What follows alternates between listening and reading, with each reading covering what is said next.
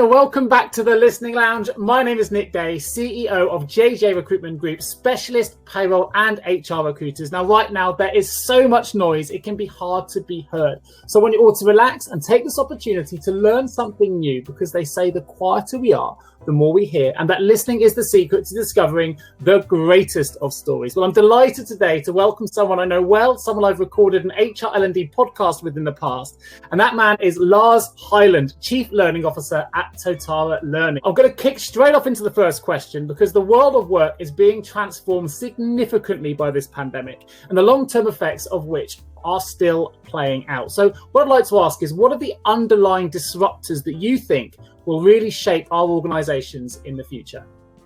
Well, this is something we've been looking at in quite some depth. And if you actually look back over, I guess, the past sort of 5 or even stretching it to sort of 10 years, there's been some underlying trends that have been massively accelerated, I think, as a result of just the past year that we've all been struggling through to different levels and extents. But if you dig under it, there are 5 key disrupting trends, I think, that are affecting all of us, not just workplace, but society as a whole. But what is the key driver? Well, it's technology, isn't it? Just last year, we were all thrown in at the deep end with remote working, the extent of which many organizations struggled with quite significantly. Others were better prepared, depending on how much they were using the right levels of infrastructure and the right types of tools to support them. But that remote working is an item that, well, it's not going to go away. I think we're all recognizing that the way work is now structured is going to be very much a mixed mode. And in fact, another key trend is how we define our workforce. So there's been a growing gig economy, contractors, micro companies, just ways in which we interact as networks of people to get stuff done is changing. So that concept of a blended workforce or a hybrid workforce is another key sort of disrupting change, I think, to the way the organizations are being structured. So that's technology, that's rapid change, that's remote working, it's blended and hybrid workforce, but all of it is leading up to that 5th key thing, which is learning and relearning, reskilling, upskilling people. And that's just become center stage now, as we are now living in a world that's full of uncertainty and change. And we need our people, all of us need to keep our skills sharp. Sure, I couldn't agree more. We've certainly seen a lot of that in the HR L&D space as recruiters as well. But going forward, though, what really motivates people at work then? Have you seen that change, and how does that really underpin their performance and productivity? Well, when you dive into the research somewhat, you can uncover what motivates people in the workplace, and it's not just your pay packet and rewards and that aspect of things. In fact, that's been largely recognized that that's only one small sort of tactical aspect of things. So I'd point people back to actually 10 years to a book that was written by Daniel Pink. Hopefully many of the listeners and viewers will know it, but it's worth another look, because there are 3 key motivators that he neatly summarizes some of the underlying research. So mastery, which is another way of saying we learning and continuing to sort of develop our skills and to be able to really put them into practice in our work. That's a really strong, deep sense of motivation and satisfaction that you get from the workplace if that's available to you. The other aspect of that is the culture in which you're operating in, the way your management structures are, the level of autonomy that you may have, freedom, psychological safety to actually exercise those skills and to be able to contribute to the final motivator, which is a sense of shared purpose. So do my personal values align with the more company corporate values that are there? And if they do, then I'm far more likely to be positively motivated, productive and engaging and collaborating with others in very positive ways. So mastery, autonomy and purpose, they're the 3 things, and they align to what we're working on at Totara, which is about bringing learning, performance and engagement, all of those things together into one sort of integrated, aligned package. Essentially technology is the medium by which we will be continuing to work and collaborate and learn through. Otherwise, when new fresh business needs emerge, and let's be honest, they emerge almost on a daily basis at the moment, you know, how do you respond to that? So if you can't do that effectively with the tools that you have in place for your people, then you're going to create friction and you're going to create frustration for all, and that won't be motivating, will it? You know, it'd be the entire opposite implication. So that said, you know, I think there's a lot of work to be done for organizations almost to get that basic foundation in place so that you've got a really strong learning tool set, ecosystem in place.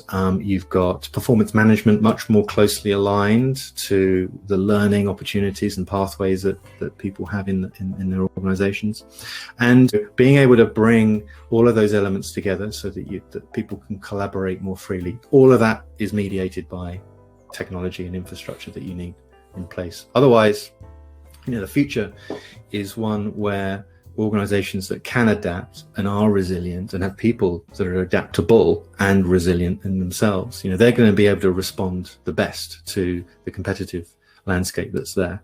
So I would say that's the first element. And one more element I think to think about is what's going to come next, Nick. You know, so there's some technology on the horizon, which is exciting but also daunting. So RPA, so robotic process automation, that's going to, you know, change and probably remove some job roles, but it's going to take elements of jobs, tasks away, and we'll be working alongside these more intelligent machines and tools that will become more pervasive in organizations. So that's going to further, I think, accelerate the skills challenge that we have.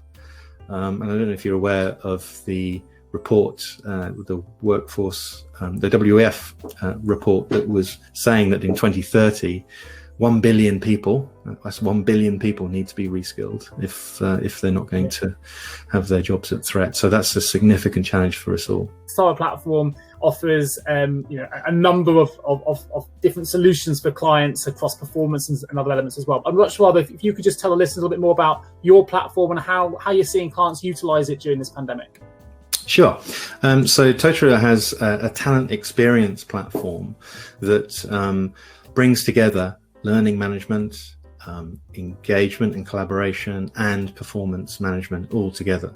So we're well known, I think, for learning management, and we have a good several thousand organizations around the world that use our platform. But we have now a full flexible performance management solution in place that allows you to do more traditional reviews, but also those more regular check-ins and more modern approach to sort of moving towards more of a coach-mentor culture in organizations, which is another aspect and trend, I think, of supporting your people better, and also aligning people around common goals, you know, corporate goals and down to individual goals. So all of that is now tightly integrated with the learning opportunities that you can offer people, and people can also find themselves.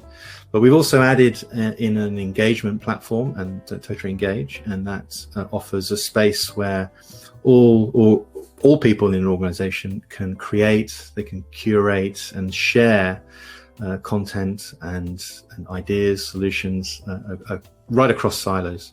And I think that's the challenge we're really rising to here, which is, if you look inside many established organizations, they can be quite siloed in their approach to learning and performance management and engagement elements. So being able to bring that together and align it, make it much more congruent, we're far more likely to have a workplace experience that is individual, is personalized, and doesn't step on its own toes. You know, I think there's often, we create a rod for our own back because we're not aligning our messaging effectively and the support that we provide our people. So bringing those elements together, I see, is a broader trend anyway. If you look across the HR technology market space, that's where it's heading. But you know, I think we're ahead of the curve there in being able to offer a very flexible and adaptable platform right now. Amazing. It's great at last to have you join me today on the Listening Lounge. Of course, every good conversation starts with good listening. And if you want to find out more about the Totara platform, check the links that accompany this video. But otherwise, Lars, thanks again for joining me today. Thanks, Nick. Really enjoyed it.